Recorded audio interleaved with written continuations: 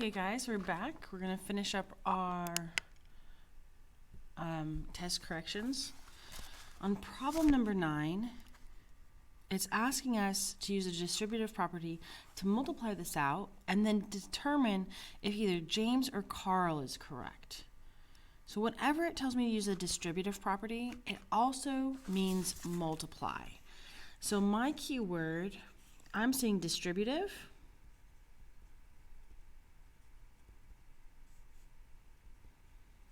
And I'm saying multiply.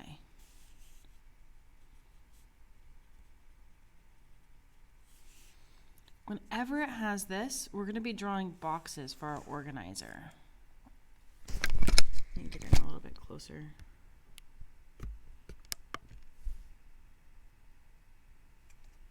Okay, so what we're going to do now is I'm going to write out the original question. One group has 2. The next group has 3.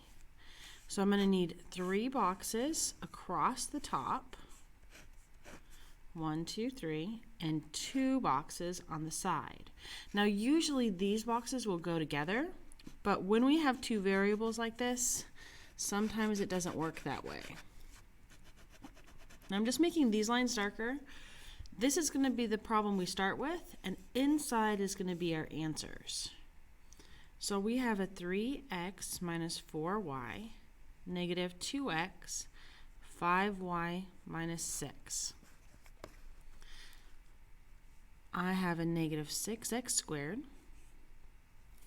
negative 4 times a negative 2, positive 8xy,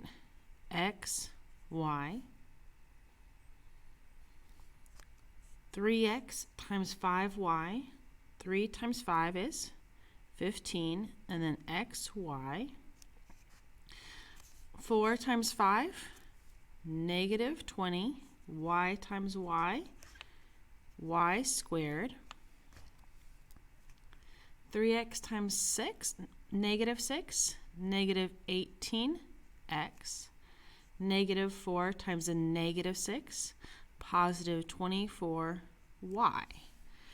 And now we put together whatever can go together. The only things that can combine are these two. So I'm just going to write everything down. Negative 6x squared, 15xy plus 8xy. 15 plus 8, I'm getting 23. Then I have a negative 18x, negative 20y squared, and plus 24y. Now the order of these are not important. You can put them in any order. So now we need to look at this and see if this matches either what James has or what Carl has, and then pick the correct answer. Please explain over here what your answer is. You should not just have a letter. You should be writing out what it means. Problem number 10.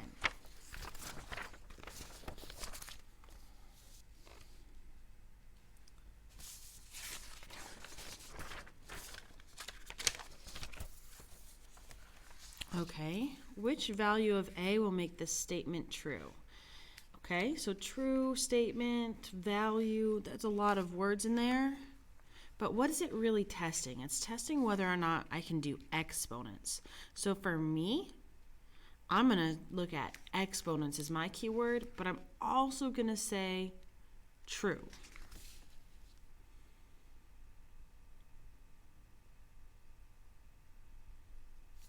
Exponents and true. That's much better. I'm going to always write out the original question on my page.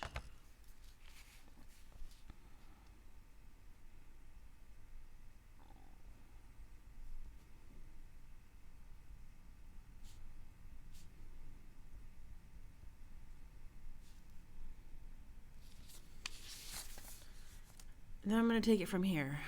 Now the first thing I would do is I would simplify inside as much as possible. It just makes life easier. So just inside, I've got 12, I've got 4, I've got x to the a, I've got x to the 5, all to the third. Well, what's 12 divided by 4? 12 divided by 4 is simply 3. And then, if you look at your rules, when you have a fraction like this, you're dividing, it's subtract, top minus bottom. This is just the rule. So we're going to have x to the a minus 5, and all of this to the third power. We already know that this equals 27x to the 12th. But we've got to be able to take it to the next step. Again, we're going to look at our rules. When we have parentheses, it's going to distribute. That means these two are going to multiply. So this 3 is going to get multiplied to the power on the 3, but also to this exponent. This is 1 unit to here. So it's going to be 3 to the third x to the 3 times a minus 5. 27x to the 12th. This is literally just 27. 3 to the third, you can use your calculator, or you can go 3 times 3 times 3. 3 times 3 is 9.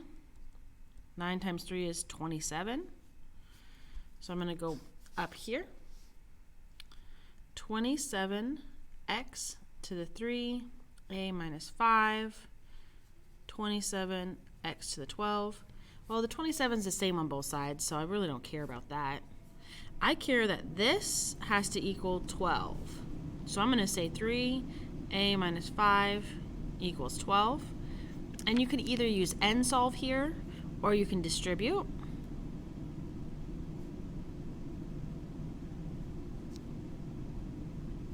And solve.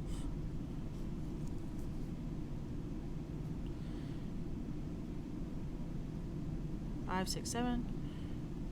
Divide by 3.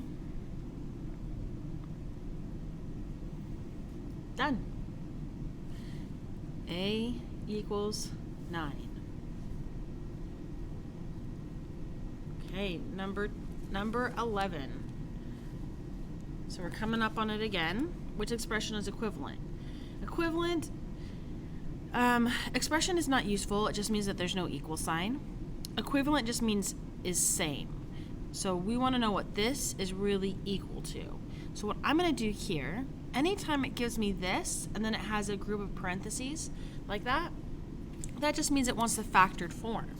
So I'm going to again say my keyword is factor. I'm going to say menu 3, 3, 2, and I'm going to set up my parentheses. Now you could also use the x factor method, no problem.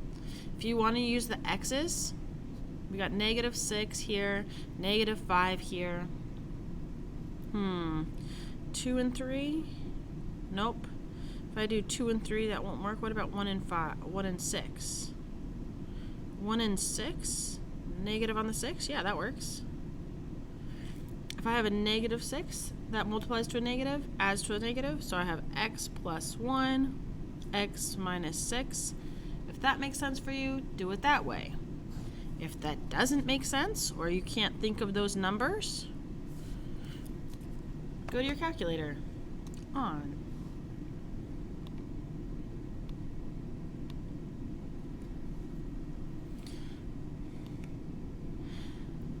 Menu 332. Can't really see it. That's better. If you do that, then I'm going to just put in an x squared minus 5x minus 6, and then don't forget the comma x. I get out a -1 and a +6. -1, +6. Remember, we just need to flip the signs. That's all we got to do. X plus 1, x minus 6. Both of them are done. Boom. Don't forget to write your answer here. Show your work here, and you're good to go. Number 12.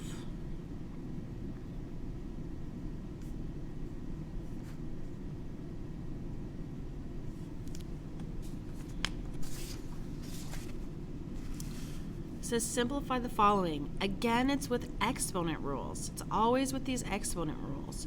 So we're going to need to set this up. Simplify is a good keyword, but I'm going to add exponents because it's really important you know when it's asking you about something.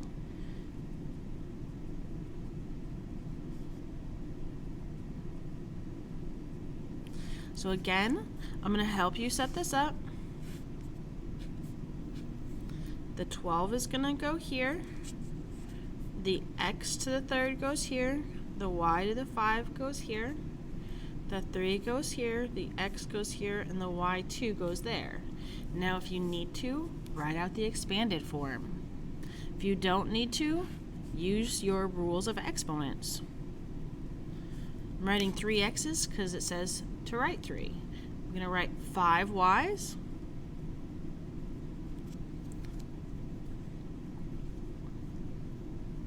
And I think you can take it from there. I'll let you finish that. You can do that. Number 13. Keyword. What is the quotient? Quotient means divide. Those are my 2 key words.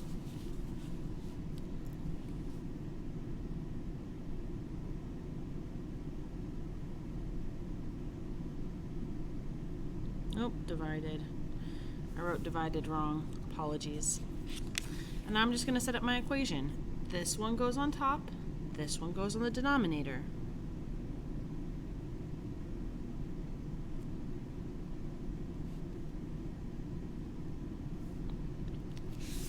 That's what I have. Now I need to factor this. I'm going to add factor. Anytime we need to factor, use menu 332. Now if you're using menu 332 instead of the x, I need you to write menu 332 when you're using it. So again, I'm going to come over here to menu 332. I'm going to put in just the numerator. I'm going to try to hold it so you can see. There's a lot of glare. 2x squared plus 7x minus 15, comma, x. Press enter. I'm getting -5, 3 over 2. Make sure you're not using parentheses. It has to be the pointing brackets. These are both x values. If you use parentheses, it means you have an x and a y. So it has to have those pointing brackets. So this is going to let me set up the top. So the first thing I'm going to do is I'm going to go work just with the top. We'll come back to the denominator in a second, but we're going to work with the top. So again, we bring that 2 straight down outside. Set up my parentheses. X's go in the front of each one.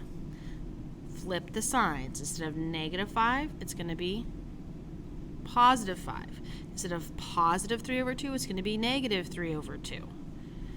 Now there's 2 things that we do with this denominator when we have the bottom of the fraction.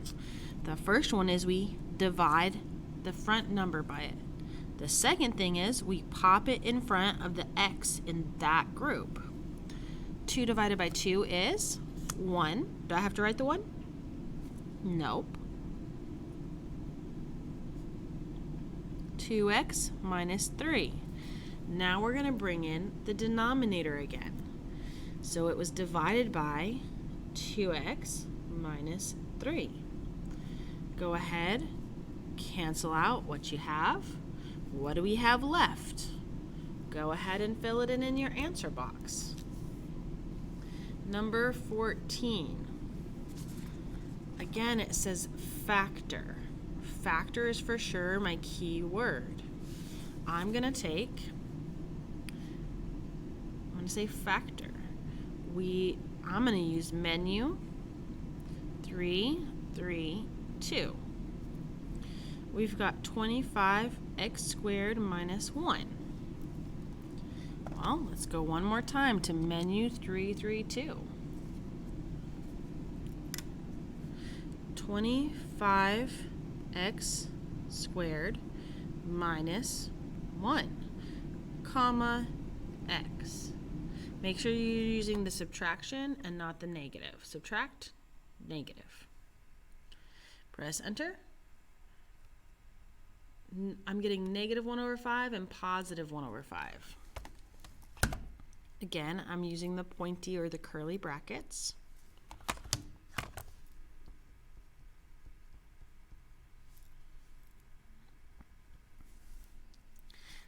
Set up my parentheses. Bring the number down.